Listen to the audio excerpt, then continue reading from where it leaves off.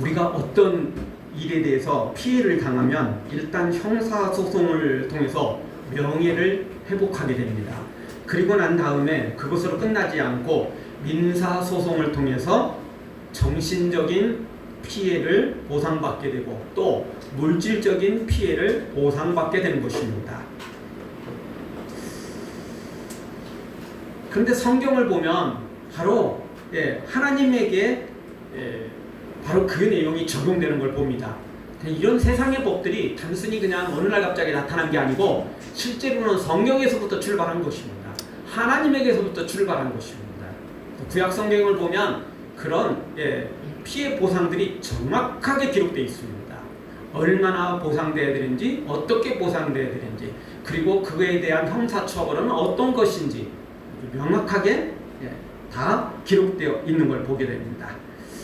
자, 이런 것들을 보면 하나님에겐 절대 애누리도 없고 요행을 바랄 수도 없고 하나님에게는 항상 있는 그대로, 행한 그대로, 심은 그대로 딱 그대로만 거두는 법칙밖에 없는 것입니다. 세상은 누군가의 희생을 통해서 억울한 일들이 많이 또 발생합니다. 그리고 세상에는 대의라는 명분으로 대를 위해서는 소를 희생시켜도 된다. 뭐 이런 생각들이 많습니다. 그렇지 않습니까? 대를 위해서는 소가 희생해야 된다는 거예요. 그러나 그것이야말로 어떻게 보면 굉장히 아주 나쁜 것이고 비열한 것이라고 말할 수 있습니다. 생각해 보십시오. 여러분, 힘없고 약한 사람이 제일 존중받고 제일 소중히 여김을 받는 곳이 어디죠? 가정입니다.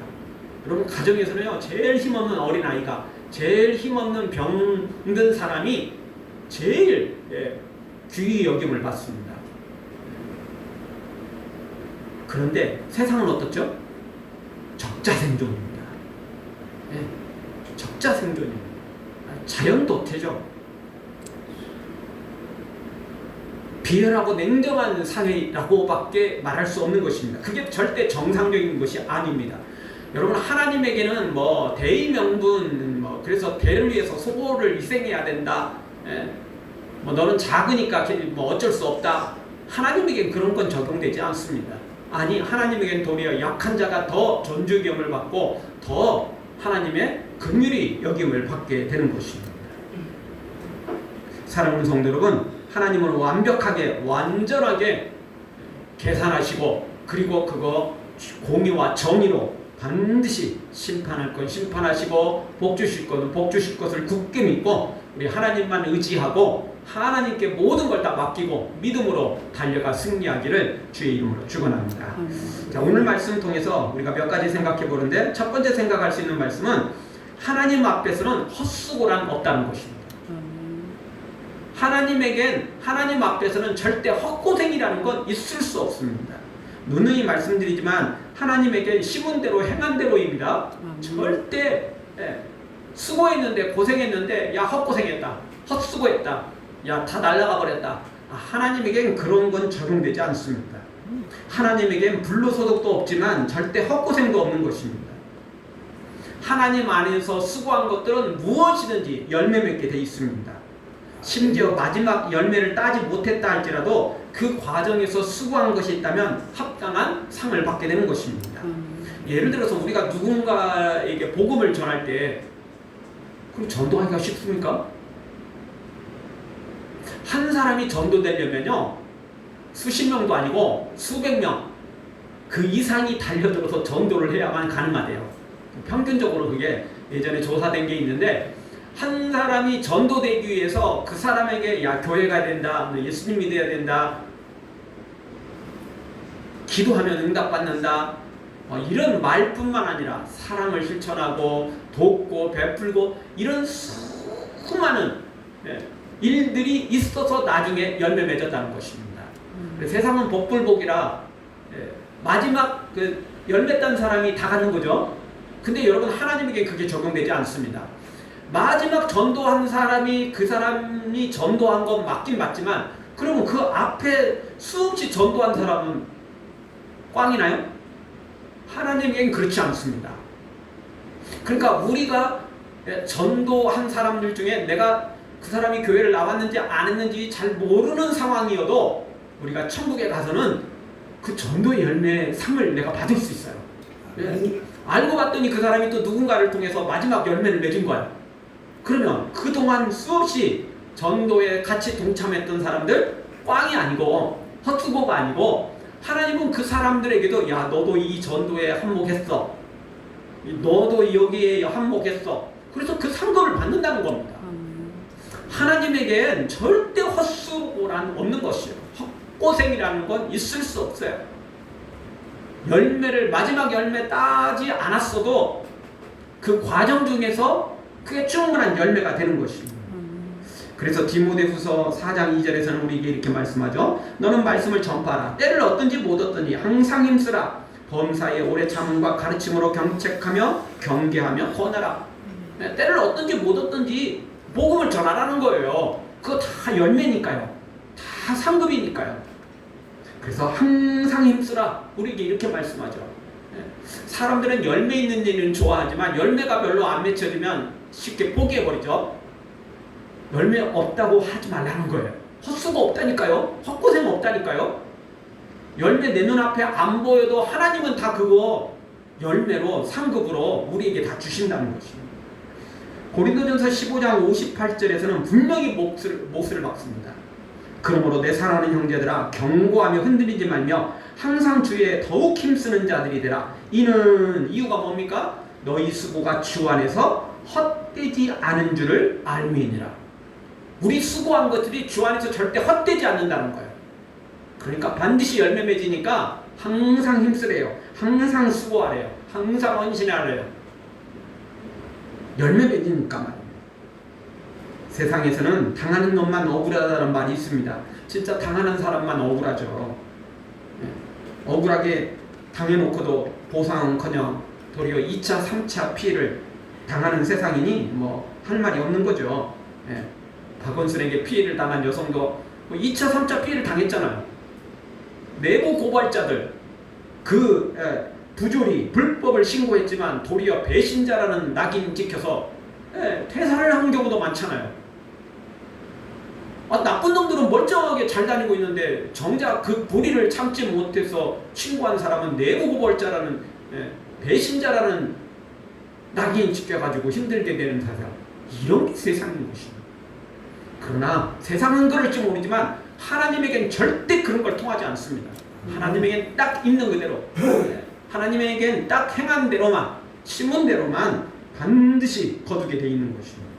하나님에게는 이런 억울함이 없습니다.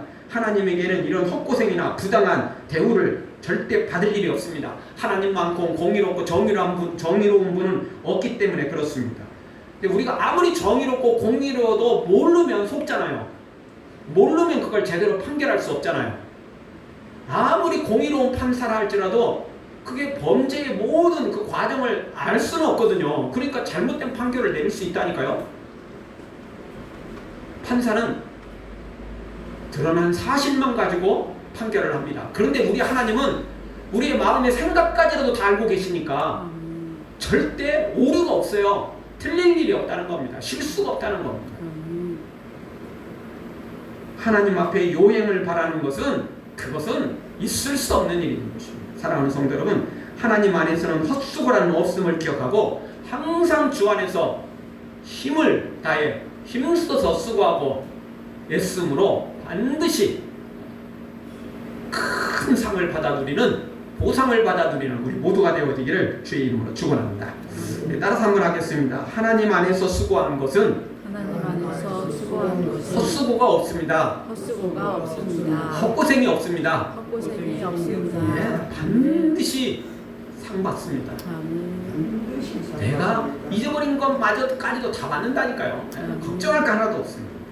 오늘 성경을 통해서 두 번째 주시는 말씀은 지금은 천대받는 노예이지만 단연코 은혜를 잊게 하시는 분이 우리 하나님이시라는 겁니다. 21절을 보십시오. 우리 21절 한 목소리 한번 보겠습니다. 내가 애굽 사람으로 이 백성에게 은혜를 입히게 할지니라 너희가 갈 때에 빈손으로 가지 아니하리니.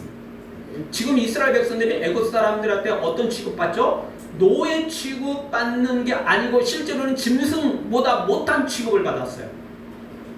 여러분, 짐승도 잡아먹으려면 잘 키워야 하잖아요. 그런데 이스라엘 백성들은 잘 키우는 게 아니었어요. 일부러 죽였어요. 일부러 죽는 길로만 인도한 거죠. 이스라엘 백성들은 이 가나안, 이 애굽에 400년 좀 더 정확히 말하면 뭐 430년을 있었습니다. 처음 요셉이 총리로 있을 때는 엄청난 귀빈 대접을 받았습니다. 그러나 요셉이 죽고 요셉을 알지 못하는 또 새로운 왕이 일어나자 그때부터 상황은 급변하기 시작했습니다. 이스라엘 백성들은 번창해가고 그들이 받은 복 때문에 애굽 사람들이 시기 질투를 하다가 나중에는 두려움을 느끼게 됩니다. 저놈들이 너무 성공하고 너무 잘되고 너무 번창하는 거 보고 막 위협을 느끼게 되니까 나중에는 노예로 삼아버립니다. 그리고는 막 일부러 죽도록 모욕을 시키고 일부러 죽을 수밖에 없는 일들을 만들어서 이스라엘 백성들에게 다 떠넘겼습니다. 심지어 나중에는 산파들을 유혹하고 협박해서 남자 아이가 태어나면 무조건 죽이도록, 여자아이만 살리도록 이렇게 명령을 했습니다. 그것도 실패하자 나중에는 진짜 막가파가 되어 전 유대인들에게 사내 아이가 태어나면 무조건 죽여라. 만약 숨기다가 걸리면 너네들 다 죽는다. 이런 진짜 천을 공노할 이런 죄를 이런 나쁜 놈들이 바로 애굽 사람이었습니다. 여러분, 사람이 아무리 악해도 그렇지 금수만 또 못한 놈들이라고 밖에 설명할 방법이 없잖아요. 아니, 아무리 악해도 그렇지 어떻게 부모에게 자식을 죽이라고 말합니까? 사람이 한계가 있어야죠. 사람이 아무리 악해도 그 한도가 있어야죠.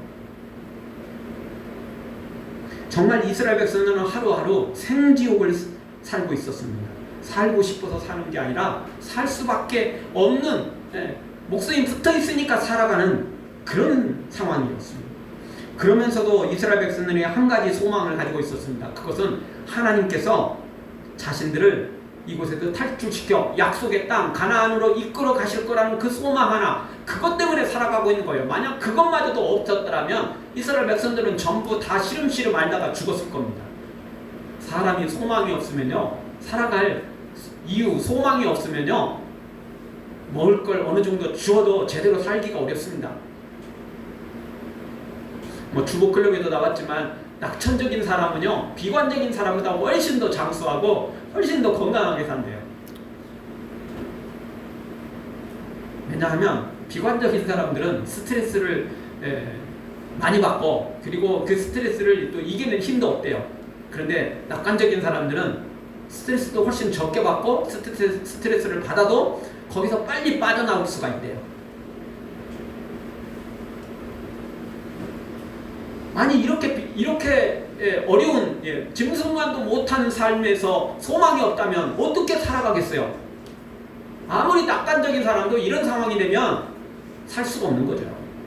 그래도 이스라엘 백성들에게 한 가지 소망이 있었습니다. 하나님이 살아계신다. 하나님께서 언젠가는 우리 백성들을 이끌어내실 거다라는 이 소망 하나 가지고 살고 있었던 거죠. 그럼에도 불구하고 현실은 너무 힘들었던 거죠. 이 소망은 소망인데 현실은 너무 어려웠어요. 짐승만 또 못한 삶을 살고 있었으니까 현실이 너무 힘들고 너무 고달프했던 거죠. 정말 현대 사람 같으면 이스라엘 백성들 전부 다 자살했을 거예요. 그러나 이스라엘 백성들에겐 그래도 소망이 있었기 때문에 끝까지 믿음으로 버텼던 거죠. 물론 그 믿음이 참 하나님 모시기에는 너무 부족한 믿음이었지만 그래도 하나님은 겨자씨만한, 정말 눈에 보이지도 않는 그런 어디 잃어버리면 찾기도 힘들 만한 겨자씨만한 믿음이 있어도 하나님은 그것도 받으시잖아요. 긍휼히 여기시니까. 어쨌든 하나님은 그동안 이렇게 짐승만도 못한 삶을 살아가는 이스라엘 백성들에게 전부 보상해 주신다고 약속하십니다. 은혜를 잊게 하신다는 거예요. 은혜를 잊게 하신다. 이렇게 은혜를 잊게 하신다 그러니까 이 애굽 사람들이 마음이 막 넓어져 가지고 어느 날 갑자기 내가 너희들을 너무 이 짐승맛도 못하게 니네들을 대우한 게 참 부끄럽다, 미안하다, 뭐 이래서 은혜를 베푸는 게 아니고 어쩔 수 없이 은혜를 베풀 수밖에 없었던 거예요. 왜죠? 예, 마지막 10가지 재앙. 예, 그리고 마지막 10번째 재앙은 장자가 다 죽었잖아요. 첫 태생이 다 죽었잖아요. 그러니 여러분, 첫 태생이 애굽 전 지역의 모든 첫 태생이 다 죽고 장자가 다 죽었는데 그 우연이 있을 수 없잖아요. 그 이야기는 뭐죠? 둘째도 죽을 수 있고 셋째도 죽을 수 있고 넷째도 죽을 수 있고 다 죽을 수 있다는 결론이 나오는 거잖아요. 우연찮게 일이 벌어지면 저 사람 좀 재수없는 사람이다, 너무 운이 없는 사람이다, 뭐 이렇게 취급할 수 있지만 모든 애국 집마다 다 장자가 죽고 첫 태생이 다 죽었으니 생각해보세요. 그 두려움이 어디 가겠어요. 그 공포가 말로 할 수 없는 거죠. 둘째 셋째라도 챙겨야 된다, 나머지라도 살아야 된다, 안 그러면 우리 집안, 우리 가문, 이 나라 다 절단난다, 이런 두려움이 있었던 거죠. 그래서 어쩔 수 없이 이스라엘 백성들에게 은혜를 베푸는 거예요. 그러니까 역전되는 거죠, 완전히 상황이. 자, 그 전까지, 아니 지금까지도 지금 아직 바뀌진 않았어요. 애굽 사람들은 주인이고 이스라엘 백성들은 짐승맛도 못한 노예도 이루지는 않았어요. 왜냐하면 노예도 잘 먹여야 일 시키잖아요. 근데 이 애굽 사람들은 그것도 안 했다니까요. 너네들 노예도 필요 없어, 너네들은 다 죽어야 돼, 이런 결론이었어요. 우리는 다른 나라에서 다른 노예 끌어다가 쓸 테니까 너희들은 그냥 죽어라, 이런 식이었던 거죠. 그런데 상황이 이제 출애굽을 하는 마지막 상황에서는 이게 역전이 되죠. 이스라엘 백성들이 주인 노릇을 하고 애굽 사람들이 전부 스스로 무릎을 꿇습니다. 이스라엘 백성들 앞에서 와가지고 기면서 손으로 빌면서 제발 좀 떠나가라, 제발 좀 가세요, 제발 좀 우리 좀 살려주세요, 이렇게 비는 거예요. 완전히 하나님께서 명예를 회복시키시죠. 진짜 은혜를 있게 하시는 거예요. 그렇죠. 하나님이 높이시면 누가 낮추겠어요. 하나님이 문을 열면 누가 그것을 닫을 수 있겠냐고요. 하나님이 문을 닫으면 또 누가 열 수 있겠어요. 하나님이 결정하시면 곧 그대로 되는 것입니다. 그런데 우리 하나님은 우리를 얼마나 귀하게 여기시는지, 내가 너를 보배롭고 존귀하게 여기고 너를 사랑하였은즉 내가 너를 지명하여 불렀나니 너는 내 것이라, 내 것이라, 너의 하나님이라. 내가 너를 보배롭고 존귀하게 여기노라, 너를 사랑하는 여호와. 분명히 우리에게 말씀해 주셨습니다. 내가 너를 보배롭게 존귀하게 여긴다는 것입니다. 지금은 종살이 같지만 하나님 마지막 순간에 그를, 이스라엘 백성들을 최고로 여기십니다. 당시에 대제국이었던 애굽 사람들이 전부 이스라엘 백성 앞에서 무릎을 꿇고 자신들이 종이 되어 노예가 되어 이스라엘 백성들 앞에 엎드리는 것을 보지 않습니까? 지금이야 교회가, 지금이야 성도가, 지금이야 우리가 세상으로부터 멸시받고 천대받을지도 모릅니다. 엉뚱한 이단 같은 교회나 그런 교회들로 말미암아 이건 교회가 아주 도매감으로 넘어가고 있습니다.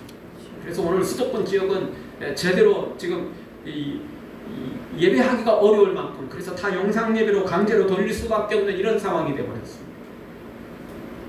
그러나 기억해야 됩니다. 우리는 하나님의 사랑받은 존재고, 우리는 때가 되면 하나님께서 우리를 보배롭고 가장 존귀하게 세우실 것입니다. 믿음으로 달려가기만 하면 되는 것입니다.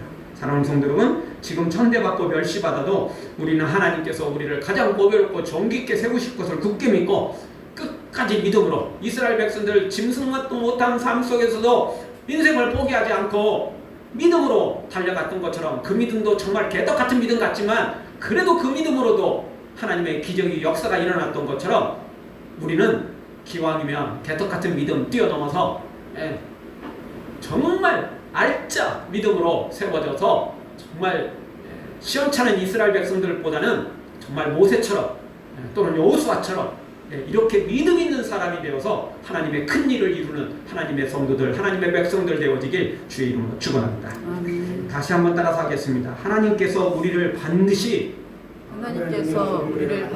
보배롭고 존귀케 하십니다. 반드시 세우십니다. 절대 우리를 버려두지 않습니다. 마지막 세 번째 우리에게 주시는 말씀은 애굽에서 300여 년간의 노예로 수고한 대가로 금은 폐물을 취하게 하십니다. 자, 명예만 회복한 게 아니에요. 지금 뭐 미국 못지않은 그런 강대국이었던 이 애굽 사람들이 와서 무릎 꿇고 막 은혜를 베풀고 뭐 이걸로 명예만 회복되는 게 아니고, 자, 이스라엘 백성들이 400여 년 동안 애굽에 있었지만 실제로로 종살이 한 것은 한 300여 년 정도 되는 거죠. 노예 요셉이 있을 때는 뭐 귀빈 대접받고, 그리고 요셉이 죽고 난 다음에도 한동안은 그걸 다 알고 있는 사람들, 한 세대가 채 가기 전까지는 다 나름대로 귀빈 대접을 받았겠죠. 또 완전한 귀빈 대접은 아저도 절대 또 그들이 요셉에게 받은 은혜가 있었으니까 생명의 그 은인이니까 함부로 하진 않았겠죠. 그러다가 이제 뭐 한 100여 년 정도 흘러가면서부터 상황이 이제 급변하기 시작하다가 나중에 노예로 전락한 거 아닙니까? 그러니까 한 300여 년 정도 이렇게 종살이했다고 봐야 됩니다. 자, 그렇게 봤을 때 300여 년 동안 임금 받기는커녕 대접도 못 받고 정말 짐승만도 못한 그런 취급을 받고 살아갔는데, 이거 누구한테 가서 보상받습니까? 이거 어디 가서 보상받아야 돼요? 다 그 사이에 이제 뭐 죽어서 천국 간 사람은 하나님께 다 보상받겠지만, 그래도 이 땅에서도 이게 뭔가 이게 돼야 되잖아요. 그래서 그것을 부모 세대는 못 받았어도 지금 살아있는 자식 세대가 이제 그 모든 보상을 다 받습니다. 하나님이 그렇게 해주시죠. 22절 보십시오. 여인마다 그 이웃사람과 및 자기 집에 우고하는 자에게 은폐물과 금폐물과 의복을 구하여 너희 자녀를 꾸미라. 근데 22절에 보니까 제가 이 말씀을 별로 신경을 안 쓰고 있었는데 다시 한번 보니까 참 이게 중요한 단어가 있는 것 같아요. 여인마다 금은 폐물 이런 거 구하려면 대체적으로 집안의 가장인 남자가 구해야 되잖아요. 좀 그래도 힘이 있고 이래야 저 애국 사람들이 아직 지금 좀 벌벌 떨고 있지만 그래도 막 힘 있는 남자가 가야 뭔가 막 더 많은 것들을 막 가져올 수 있잖아요. 그쵸? 근데 오늘 성경에 보니까 여인들이 그걸 구한대요. 여인들이 가져온대요. 이 당시는 여인들은 아무런 힘도 없고 정말 사람 취급도 제대로 못 받던 그런 시절이잖아요. 근데 여인들이 그걸 요구하는 거예요. 그런데도 아무도 거절을 못하고, 도리어 성경을 보면 이제 마지막 출애굽할 때 보면 여러분은 웬만하면 아무리 뭐 괜찮은 사람이고 좀 친한 사람이 와도 누군가 뭔가 막 가져가려고 그러면 이거는 안 돼, 이거는 그냥 소중한 거야 뭐 이래가지고 이렇게 감출 수 있잖아요. 뭐 공개하지 않을 수 있잖아요. 그런데 성경을 보면요, 이때 이 애국 사람들이 있는 거 없는 거 아주 그냥 저 이불 깊숙이 꼽을 쳐난 거, 베개 속에 이불 속에 꼼쳐난 거 요거까지 다 꺼내는 거예요. 아까 말씀드렸잖아요. 첫째가 다 죽고 첫 태생이 다 죽었으니까 둘째, 셋째, 넷째 다 죽을 수 있다는 그 공포감 때문에 이게 생각을 할 겨를이 없는 거예요. 일단 살고 봐야 된다는 거죠. 살고 봐야 된다는 거죠. 그래서 다 꺼내. 예. 이스라엘 백성들이 그 집 막 애국 사람들 집에 찾아가가지고 요것도 꺼내고 저것도 꺼내고 이것도 꺼내고 이런 게 아니고 자기들이 그냥 다 끌고 와가지고 안겨주는 거예요. 야, 가. 제발 좀 가세요. 제발 좀 가세요. 예. 이게 또 좀 적게 줬다가 이거 다 가진 거 아니죠? 뭐 이러다가 또 문제 생기면 큰일 나니까 있는 거 없는 거 다 하는 거, 다 꺼내는 거예요. 다 꺼내.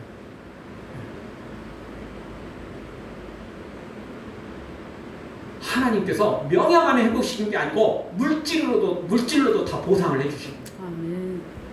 이스라엘 백성들이 400년 동안 정말 한 300여 년 동안 진짜 완전 생고생한 거 하나님께서 다 갚아주셨어요. 다 갚아주셨어요.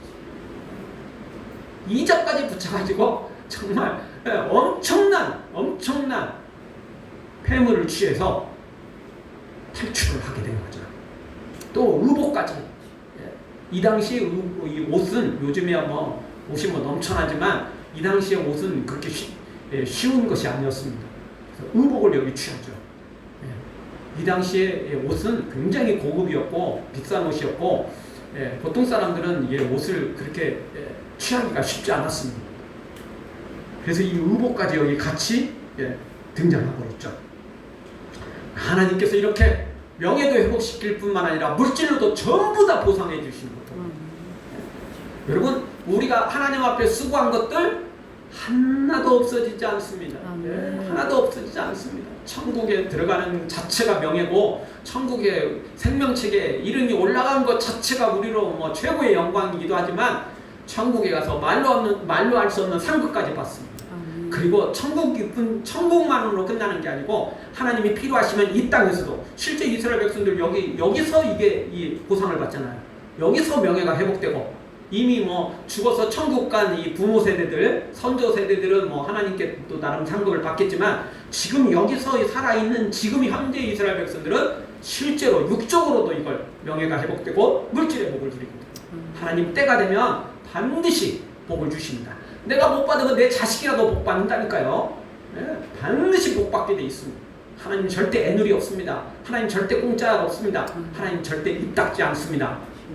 하나님은 반드시 기어코 단연코 우리에게 허락해 주십니다. 시간이 조금 늦으면 늦을수록 이자까지 붙여가지고 그것도 그냥 뭐 단순히 뭐 복리 이자가 아니고 30배, 60배, 100배라니까요. 원금보다 더 큰 이자가 나올 겁니다. 하나님 그렇게 채워주시는 거예요. 사랑하는 성도 여러분, 하나님께서 반드시 보상해 주실 걸 믿고 우리 좀 힘들고 어렵더라도 주의 일에 더욱 힘쓰는 자, 말씀 그대로 항상 힘쓰는 자, 바로 우리가 되어서 이 땅에서도 복받고 천국에서는 뭐 말로 할 수 없는 상급을 받아 누리는 하나님의 백성 되어지기를 주의 이름으로 축원합니다. 아멘. 기도하겠습니다.